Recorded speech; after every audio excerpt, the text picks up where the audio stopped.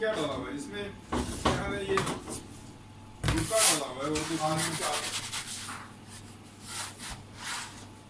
ये किस चीज का कॉम्बिनेशन? गुटखा है इसके अंदर? गुटखा, हाँ इसमें गुटखा है और हल्की मायोनीज है और दही।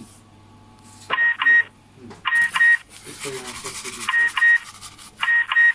TZ, ये T है, TZ से से की आवाज।